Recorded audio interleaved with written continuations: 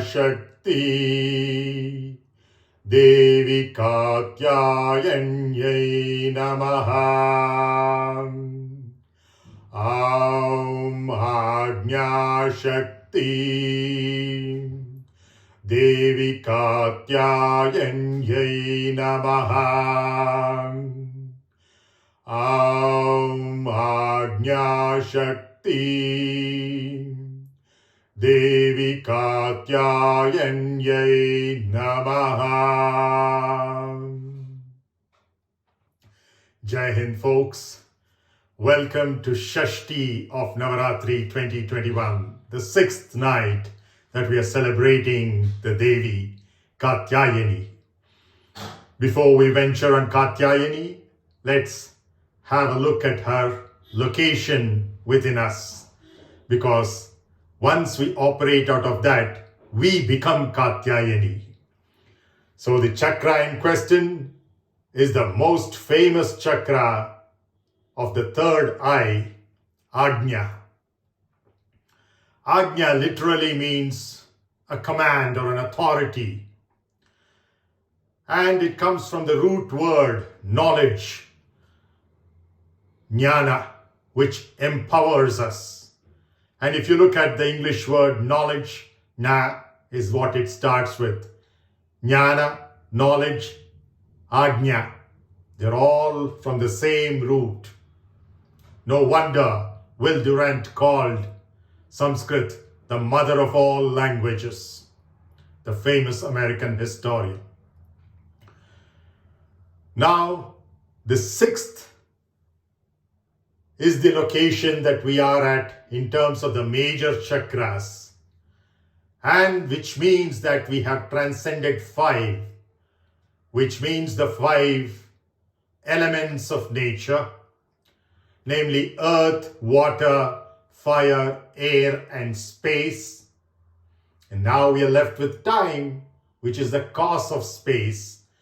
Space is the cause of air. Air is the cause of fire. And fire is the cause of water. And water is the cause of earth.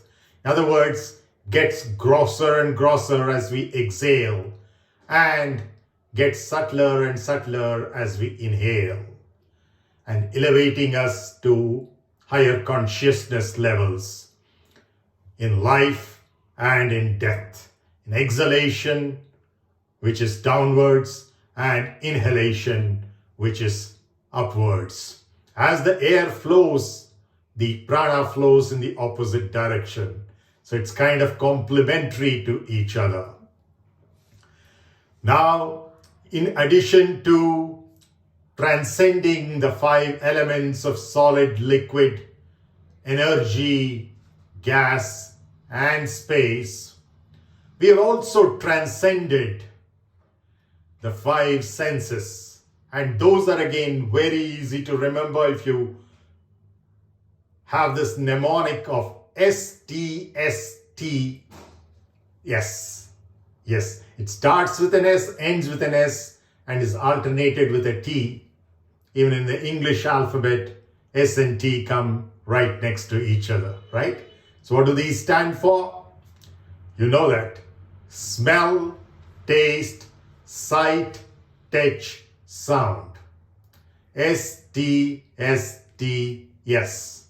And we have transcended all of them, which means we still need a way to perceive, because this is the chakra of perception.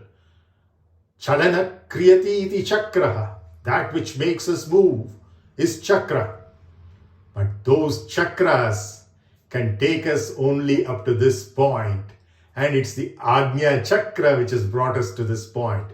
Beyond this, the chalana karoti is not by a chakra or a wheel, but by grace. And that we'll look at tomorrow night. But up to this point, we can travel through various techniques, and that's why chakras or wheels are important, even though they have triangular elements within them, apart from the circular elements and the petals of the lotus. If we have transcended the five senses, how are we able to perceive? First of all, the senses were perceiving in the outward direction.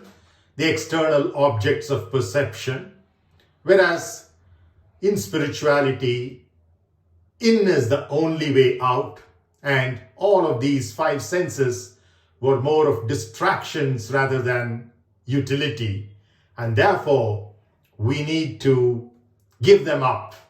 And that's what we have precisely done with the help of becoming Shailaputri, becoming Brahmacharini, becoming Chandraghanta, becoming Kushmanda, and becoming Skandamata last night. Now that we have lost the sense of hearing as well, or rather withdrawn it, because it's of not utility one thing, but it's also a distraction. And therefore, we ourselves have evolved as kātya-ayani, which is what we are here. So again, the question remains. So then, how do we perceive? Well, we still need an instrument of perception, and that's intuition. And that's what is the symbolism of the third eye that you see over here.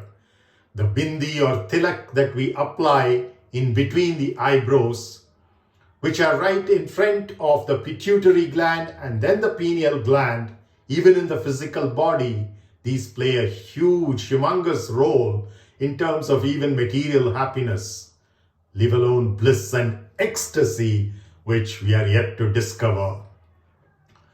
So now, this is an intuitive field, which means that we need to recognize what we have become, kātya-ayani. Here, we had become Skandamata, the mother of our own child, the universe. But now, here we are Kātya-ayana's daughter, kātya-ayani. Kātya-ayana, the rishi, is a seer. And so, by being born to a seer, we are recognizing the importance of seeing in an intuitive sense.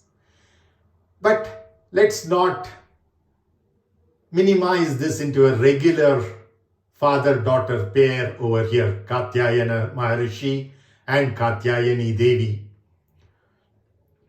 Because that's what we have become internally. And that's far more than a biological daughter that we're talking about. Because if you break up the word Kātya and Ayana, or Ayani for that matter, just like in Narayana I've told you, it's the journey or yatra, Ayana, of Nara, the Manushya. Here, it is the journey of Kātya. What is Kātya? Kātya is a form of Kritika, the Pleiades, which is the nearest constellation to Earth at 444 light years away. And it is known for its series of black holes, apart from the 6 or 7 sisters, as it's known even in the European culture, especially the Greek mythology, and the same concept remains in English and in astronomy as well. And this being so close, relatively speaking, compared to the other constellations, is visible with the naked eye many a times, as long as artificial lights of the cities don't bother you, and it's not a very cloudy night, clear skies, then you see that it can be actually observed. Every now and then I'll check for whether the recording is going on, so please excuse me. I don't want to lose this, because today is very special amongst this whole journey, because this is the last of the sattva. Many people think sattva, purity, peace, is the goal. No, my friends, this is the maximum, of course, that one can achieve using techniques. And in fact, Shiva, our own nothingness, has taught Parvati, that means our own energy, 112 different techniques to reach from the Muladhara to the ājñā chakra. But beyond that, no techniques, only grace, and it happens automatically. So this is the position to which you, I, and every one of us can strive with our efforts to reach. Hereafter, it's going to be just effortless. And why do we need efforts? Precisely because of the karmic bondage that we have gotten into, which was created by itself by efforts. And so effort is needed to remove the effort. As they say, a thorn is needed to remove a thorn, or a diamond is needed to cut another diamond. Similarly, the karmic aspect is through effort, and therefore its balancing or removal is also through effort, and we have reached the ājñā chakra. And then it's up to grace to take us tomorrow night to the Sahasrara and beyond, which means beyond sattva, since we have already transcended tamas below the Muladhara, rajas from the Muladhara to the Manipura, and sattva we will transcend after tonight, tomorrow night. Therefore, all three kinds of gunas have been transcended. The lethargy, which is tamas, the passion, which is rajas, and the purity, which is sattva. And therefore, since this is the maximum that you can achieve through effort, many people think this is the goal. They think peace is the goal, purity is the goal, morals are the goal, ethics are the goal. No, these can only take us this far and no further. Afterwards, you just need to surrender everything and grace takes care of it. Because we have to become our nothingness, and then we lose our ahamkara, which is the I-ness, both H-I-G-H-N-E-S-S and I-N-E-S-S. The identification with the various roles that we play as a family member, as a member in the society, as a member of a certain profession, in our workplace, in the nation and in the world, and amongst other living beings like plants, trees, animals, birds, etc. All of that is lost for the biggest gain that you have. That is, you're losing the finite for the infinite. And that's the beauty of going beyond the ājñā. But right now, we are at ājñā, we are kātya-ayani. So let's understand who we are. As I mentioned, Katya is a simplified form of saying Kritika. So it's an ayana towards Kritika, which is a nakshatra owned by the sun. And the sun is symbolized by the right eye, because the Pingala Nadi, which is on the right side, is the masculine Nadi represented by the sun. The perception that we used to get is through the physical sun so far, which is a symbol of our Atma, Atma Swarupa, Surya, and the Surya Nadi or the Pingala Nadi helped us to see thus far. On the left, we had the Ida Nadi. She's called the Chandra Nadi, and therefore the left eye is associated with Chandra, Ham and Sham, referring to the bija mantras or syllables of the sun and the moon. Now is the time to go further. But before that, we have to recognize what these are as the seeds. Told you Kritika is owned by the sun, but the sun in turn owns Simha Rashi or Leo in the zodiac signs, the 12 zodiac signs. And Chandra or the moon owns Karkataka Rashi, or what is known as Cancer in the English language.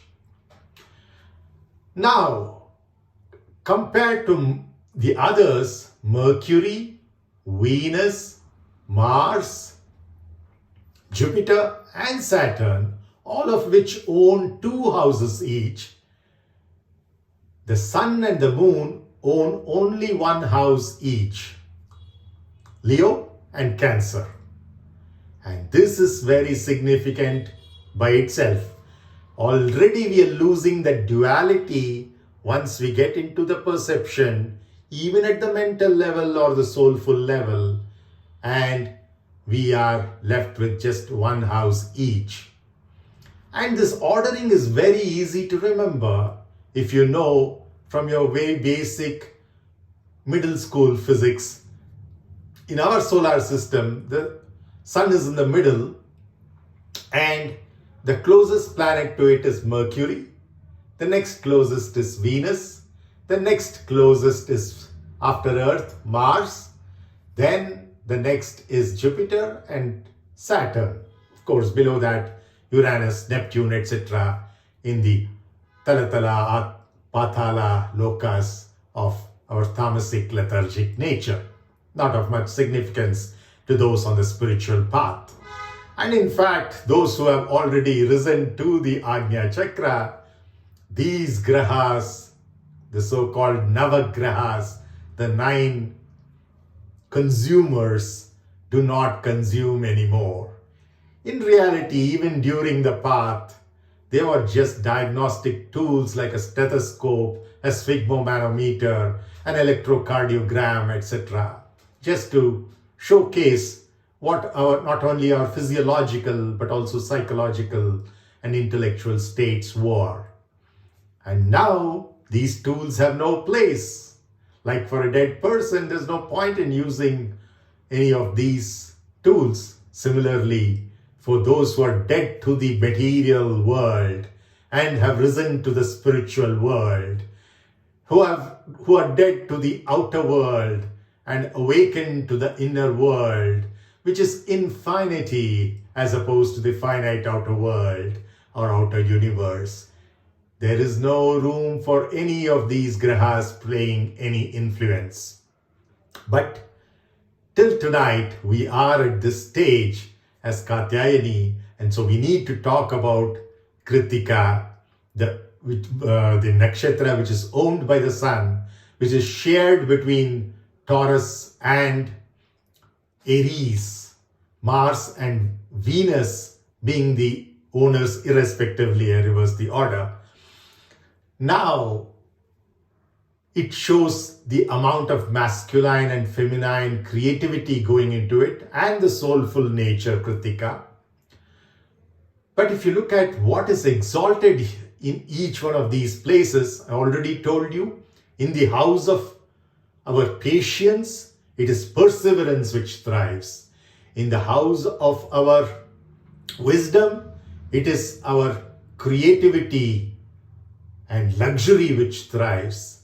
In the house of our perseverance, it is our soulful nature and our mystical nature which thrives. And in the house of our luxury, the house of our creativity, what thrives? 3 aspects of us thrive. Our patience thrives here. Our hallucinatory imagination thrives here.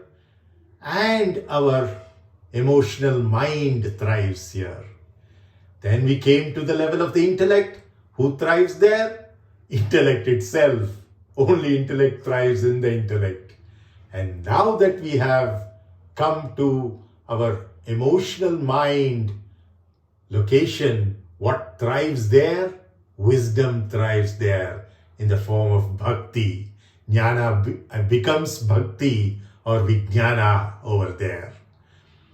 So we've covered all the 9 aspects, the 9 grahas, also to be transcended tomorrow night. So we're going to transcend the gunas, we are going to transcend the grahas as well. Already we have transcended the panchabhutas and the 5 sense organs and the organs of action which are associated with it in pairing level.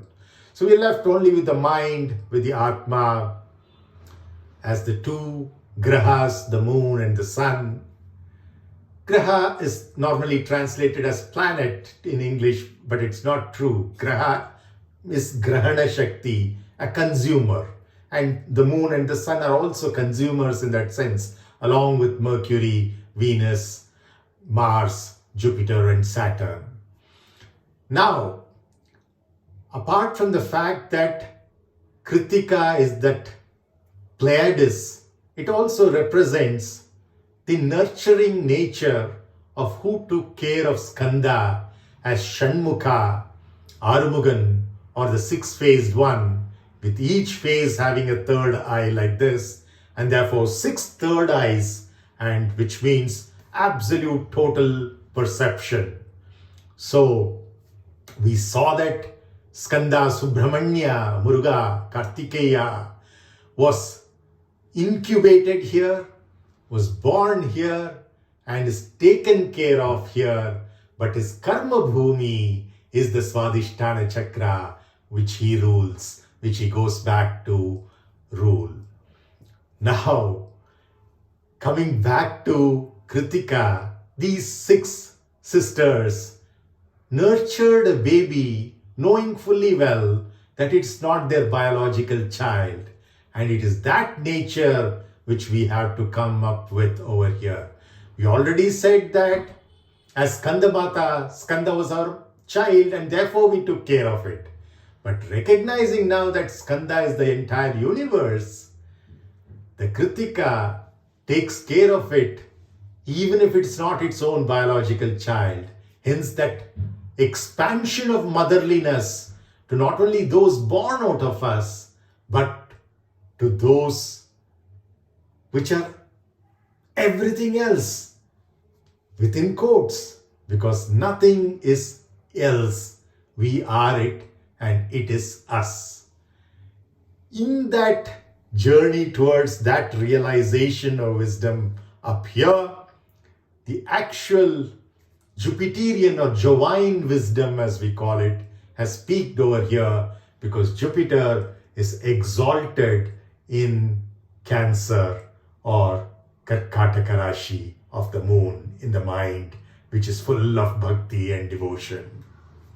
And Surya, which is full of jnana. And therefore, together, they help us rise in grace to our eventual goals of Trigunatita states of the Sahasrara tomorrow night, followed by the Matrupitru day after tomorrow night, and the day or night rather after that at the Guru Gayatri Chakra. Now, let's look at the form of kātya-ayani.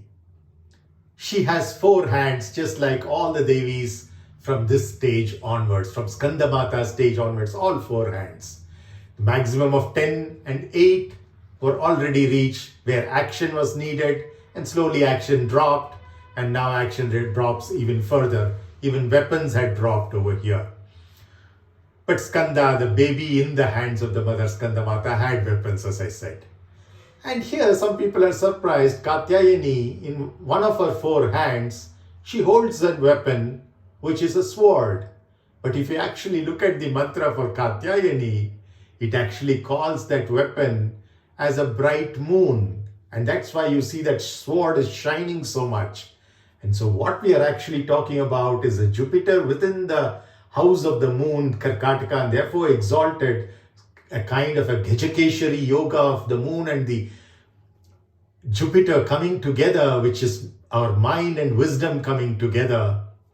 And therefore, what we are talking about is not only earlier we were wearing a moon outside us as an ornament, now we have taken it out and holding it with one of our hands as Kātya-ayani in the form of a bright sword, showing that it is a sword of wisdom. It's not a sword to kill people or kill any other living being, but a sword of wisdom to remove all ignorance. Because people think ignorance is bliss. In fact, that's a proverb, right?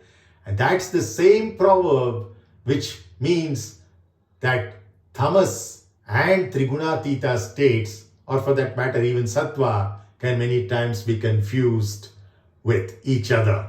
Some people might be tamasic, but they themselves think that they are sattvic or trigunatita. No, there's a subtle difference between that. Even other observers, when they look at a person who could be tamasic, but they think that the way they act, it's like sattva or trigunatita. And sometimes a trigunatita or person like a siddha can seem to be tamasic to us. But no, tamas has been transcended. Only then we got to the rajas state of Mahalakshmi Narayana and the sattva state of Saraswati Brahma. And now we are venturing from tomorrow night into the Trigunatita state of Parvati Shiva, the ultimate.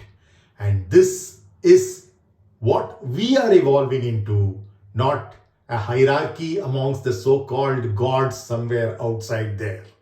It is our evolutionary process. As I said, we evolved from amoeba and other single cell entities like bacteria, virus, etc. to various plant and animal kingdom entities to become a human being at the Mooladhara, where we had lost all of our tamasic nature, unlike a few people who might still have those animalistic or plant-like tendencies. But most human beings are rajasic in nature. And that's why they mostly pray to Lakshmi Narayana. But then once they cross their rajasic nature and enter the sattvic plane, the entities that they start praying to is Saraswati Brahma. And then when they cross the Saraswati Brahma plane, they recognize that why was I praying to all of them? They were me. It's stupid to pray to oneself, just like it's as stupid as loving oneself. This has again become a very common thing amongst a lot of these motivating speakers to say love yourself. That is possible only if you are schizophrenic or possessed, in which case you need a psychiatrist or an exorcist. But no, we are one individual, and the word individual comes from indivisible, the same root, and therefore we can never love ourselves, but we can be love. We can be the entity that we think we love, but that is the truth. It is not an imagination, but that is the reality. What we are living through in our waking state is actually a big dream between birth and death. Only at death we recognize that we are awakened and, whoa, that was a dream? The whole life. But we can awaken even before death. We don't need to wait for death to awaken. That is the state of a Jivan Mukta, or one who is liberated while being alive. And for that, the third eye of intuition needs to open up. Again, going back to the etymology of kātya-ayani and kātya-ayana, both of these, kātya-ayani is born to kātya-ayana, who is born to Katya, another great rishi. And Katya is in the lineage, thankfully, of my own Vishwamitra Maharishi, the Raja Rishi, who in turn is the Kaushiki Gotra. So Kaushiki, Vishwamitra, Katya, Kātya-ayana and kātya-ayani. So that is the lineage that we are talking about over here. But more than a biological lineage like that, where genetic transmission has taken place, what is far more significant over here is the meaning of Katya as a black hole, as something that we can fall into. And that is intuition. Because once intuition arises, all of the other things which made us look so smart and intelligent are like child's play. Oh, we were doing these silly, stupid things and calling ourselves as an intellectual? Amazing. And then we recognize the real meaning of Kātya-ayana, or Kātya-ayani for that matter, is not all those rishis and goddesses and all that, but the fact that we are falling into a bottomless pit, which can never hurt because there's no bottom. It's only if there is a bottom, you fall, you hit something and it hurts you. But here we are beyond that. Even the physical system, there is upgradation that we were looking at. At the Muladhara, we were focused too much on our excretory system. At the Swadhisthana Chakra, we were focused very much on our reproductive system. We came to the Manipura Chakra, we focused too much on our digestive system. Then we came to our Anahata Chakra, we got more focused on our circulatory system and respiratory system. Then we came to the Vishuddhi Chakra, and then we got focused more on our sensory apparatus and apparatus of communication, the apparatus of creativity through our organs of action. So the organs of the senses, organs of action became very, very significant. And then the endocrine system, it's in particular the pituitary and the pineal glands and their secretion of amrita became so very significant. But tomorrow night is an opportunity to transcend all of these and get into a Trigunatita state where none of the grahas affect us, astrology doesn't affect us. Even while we were here, there were only diagnostic tools just to see what our karmic structure is, how much the balance is getting, how stable are we at whatever stage we are, and what direction we are moving in. Just to get an idea of these things, all these helped. Now we drop the tools of astrology as well, or Jyotishya, because we're beyond the sun and the moon and into the third eye of perception, true perception, looking at things as they are. That's why we are mystics and we are sages, we are seers, we are rishis. Kātya-ayani vidmahe Kanyakumari dhimahi Tanno Durgihi prachodayat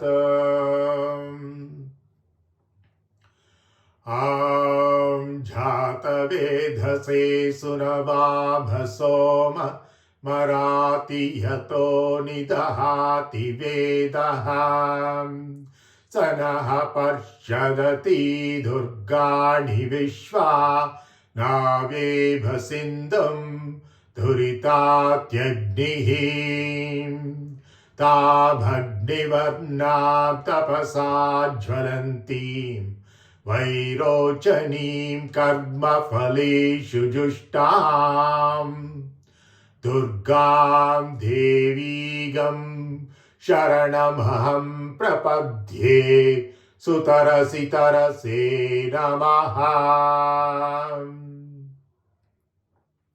Jai Kātya-ayani.